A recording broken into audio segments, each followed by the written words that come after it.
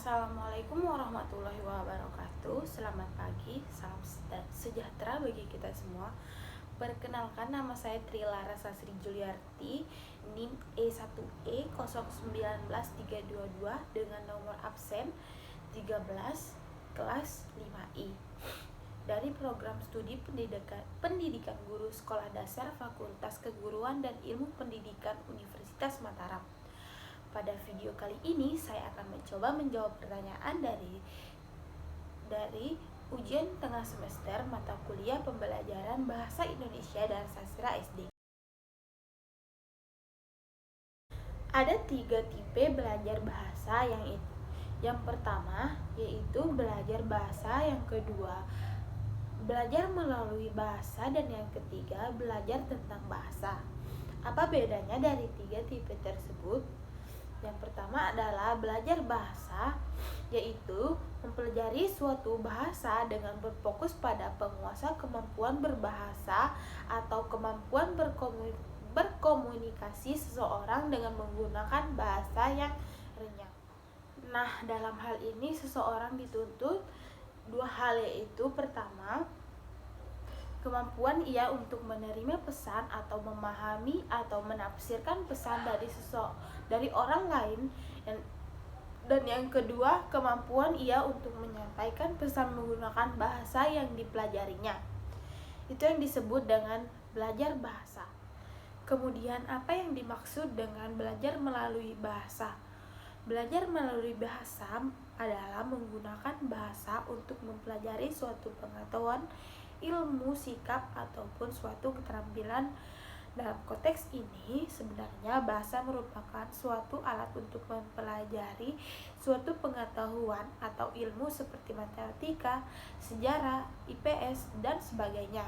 Sebagai contohnya, kita dalam kelas menggunakan bahasa Indonesia untuk mempelajari matematika, olahraga, dan sebagainya. Dan itu yang disebut dengan belajar melalui bahasa. Kemudian, prinsip pembelajaran di dalam kurikulum 13 edisi ini, saya akan menjelaskan 4 saja dari prinsip-prinsip tersebut.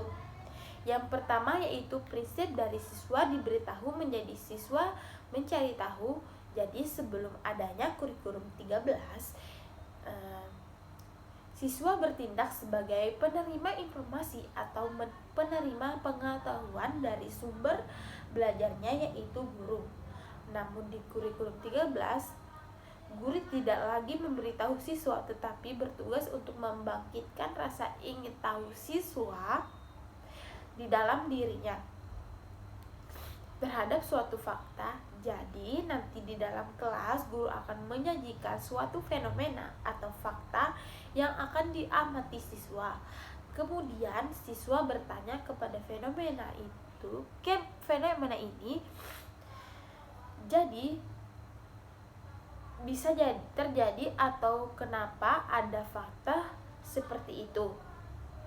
Nah, hal itu yang diharapkan pada kurikulum 13 di pembelajaran Bahasa dan Sastra Indonesia.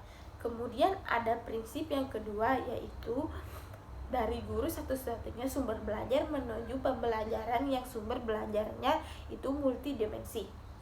Sebelum adanya kurikulum K13, guru bertindak sebagai satu-satunya sumber belajar dari kelas atau sumber belajar utama dari dalam kelas, yang artinya segala bentuk pengetahuan atau ilmu dari siswa itu didapatkan melalui penuturan guru. Namun hal itu tidak bisa diterapkan lagi pada era seperti ini. Makanya di dalam kurikulum 13, siswa itu diberikan peluang seluas-luasnya untuk mencari sumber belajar sendiri.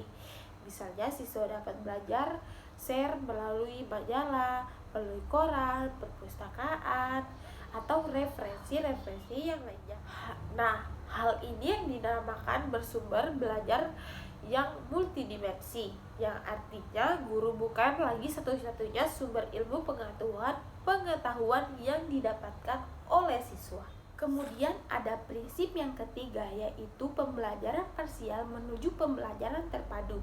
di mana pembelajaran parsial itu sendiri adalah pembelajaran yang terpisah-pisah atau tidak terkait satu sama lain, di mana keterikatan atau hubungan antara kompetensi sikap, kompetensi pengetahuan, dan juga keterampilan itu tidak saling dihubungkan. Tetapi pada kurikulum 13 itu pembelajaran bahasa dan sastra Indonesia disajikan secara terpadu, yang artinya pembelajaran Indonesia itu dikaitkan juga dengan pembelajaran lainnya seperti bahasa Inggris, matematika, IPA, IPS, dan lain sebagainya, atau materi bahasa Indonesia yang satu kaitannya dengan materi pembelajaran dari mata pelajaran lain. Kemudian ada prinsip yang terakhir, yaitu yang keempat adalah pembelajar, yaitu dari pembelajaran yang jawabannya itu tunggal menuju pembelajaran yang jawabannya itu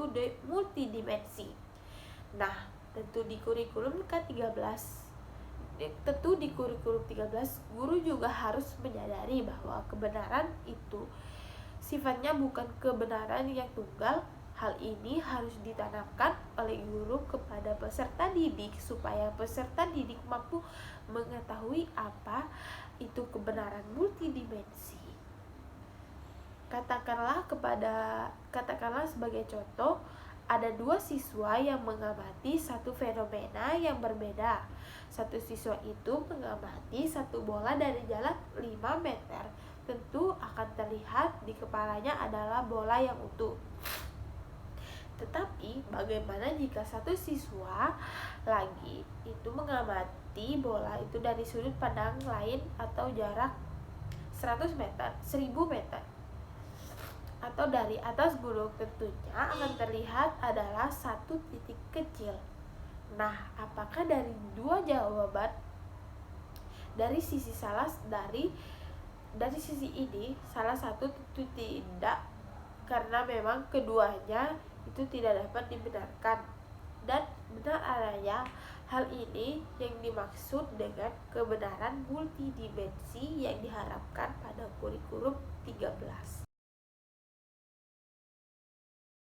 Salah satu pendekatan yang ada pada pembelajaran bahasa Indonesia yaitu pendekatan konstekstual, di mana pendekatan konstekstual adalah konsep belajar di mana siswa mengaitkan materi pembelajarannya dengan kehidupan nyata dari siswa tersebut.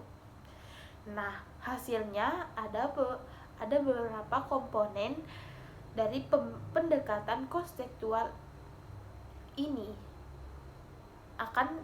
Di sini saya akan jelaskan hanya 3 komponen. Yang pertama yaitu ada menemukan atau inquiry.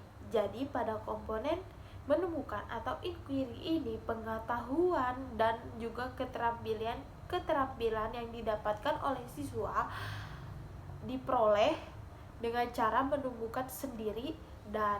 Jadi dalam kelas guru tentu harus merancang pembelajaran yang merujuk pada kegiatan menemukan.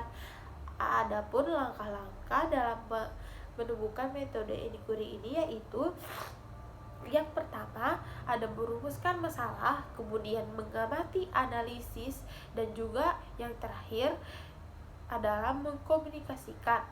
Nah, urgensi dari menemukan atau inquiry ini inquiry ini sendiri adalah tentu pengetahuan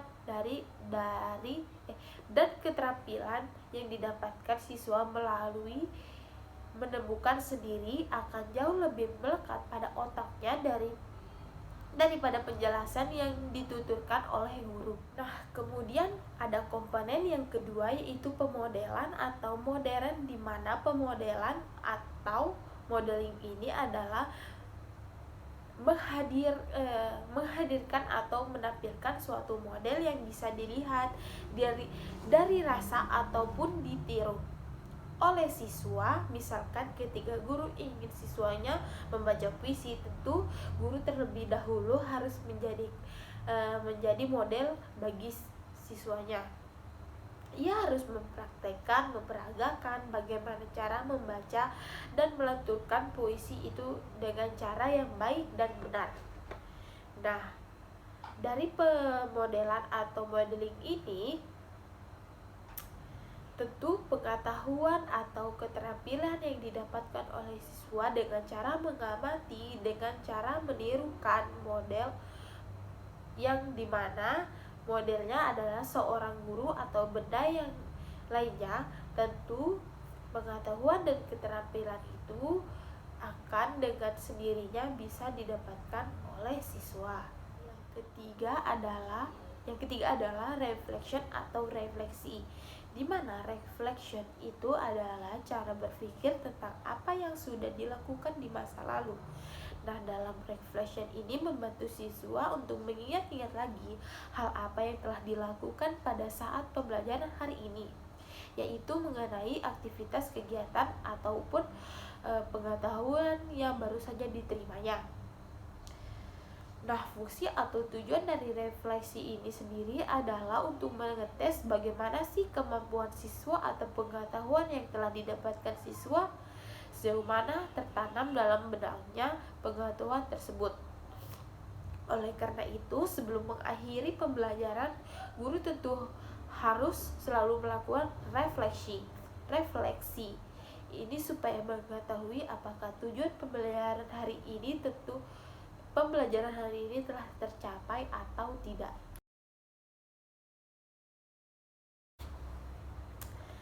Sebelum kita masuk kepada kata kerja operasionalnya, kita harus paham dulu apa itu high order thinking skill dan juga low order thinking skill. Jadi, high order thinking skill itu adalah kemampuan berpikir tingkat tinggi yang mencakup berpikir kritis dan juga berpikir kreatif, di mana otak tidak lagi berpikir berdasarkan ingatan, tetapi berdasarkan dengan apa yang ia cari, ia tahu dan temukan sendiri. Selanjutnya low order thinking skill. Kebalikan dari high order thinking skill yaitu kemampuan berpikir tingkat rendah, di mana kita masih berpikir berdasarkan hafalan dan juga tingkat dasar, yang artinya otak masih mengandalkan kemampuan menghafal atau kemampuan ingatan dan tidak mengandalkan kemampuan berpikir kritis dan juga berpikir kreatif. Kemudian masuk kepada di dalam taksonomi Bloom, dia merumuskan ada 6 tingkatan ranah kognitif siswa dari C1 sampai dengan C6. Nah, kemudian dari ke-6 C ini, manakah yang termasuk dalam low order thinking skill dan high order thinking skill? Yang termasuk dalam low order thinking skill adalah C1 sampai dengan C3. Yaitu di mana C1 adalah mengingat, C2 adalah memahami, C3 adalah menerapkan atau mengaplikasikan, dan di mana C ini merupakan kemampuan berpikir tingkat dasar dan juga menghafal. Nah, kemudian yang termasuk dalam high order thinking skill adalah C4 sampai dengan C6. Di mana C6 itu sendiri adalah menganalisis, C5 adalah menilai atau mengevaluasi, dan C6 adalah mengkreasikan atau menciptakan sesuatu. Dalam merumuskan suatu tujuan pembelajaran harus ada 4 komponen, yaitu A, B, C, dan D. Singkatan dari A, B, C, D ini adalah singkatan yang digunakan guru untuk memudahkannya dalam menyusun tujuan pembelajaran. Nah, yang pertama adalah A. A diartikan audiens, adalah pendengar atau peserta. Tetapi dalam konteks ini, audiens itu adalah peserta didik atau siswa itu sendiri. Dalam suatu pembelajaran, peserta didik tentu harus menjadi subjek dan juga menjadi subjek pembelajaran.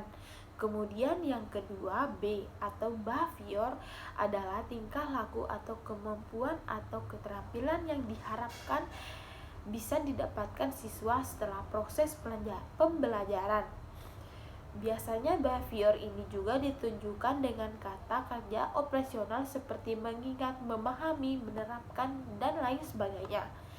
Dan yang terakhir yang ketiga adalah C atau condition, di mana C atau condition ini ketika diartikan adalah sebagai kondisi atau sebuah keadaan. Namun pada saat ini sebuah aktivitas yang harus dilakukan oleh siswa atau peserta didik untuk mencapai tujuan pembelajaran tersebut. Kemudian yang terakhir adalah D atau biasa disebut degree, di mana degree ini diartikan sebagai suatu pencapaian atau suatu target yang harus dicapai siswa lebih dalam tujuan pembelajaran. Kemudian kita lihat contoh di mana, yaitu melalui kegiatan diskusi siswa mampu memahami makna dalam puisi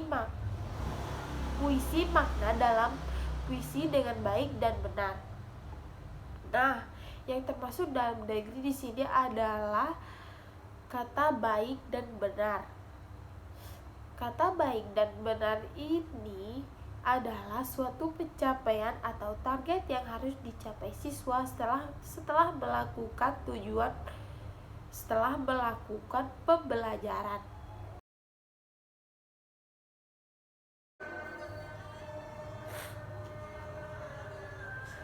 Kemudian kita analisis tujuan pembelajaran yang kedua tadi, yaitu berbunyi melalui kegiatan membaca clipping siswa dapat menyebutkan unsur-unsur iklan. Apakah ini sudah lengkap komponen ABC-nya? Melalui kegiatan membaca clipping itu adalah C, condition. Siswa adalah A. Subjeknya dapat menyebutkan unsur-unsur iklan atau B, behavior. Nah, yang belum ada adalah D atau degree. Kemudian ketika kita ubah tujuan pembelajaran ini menjadi tujuan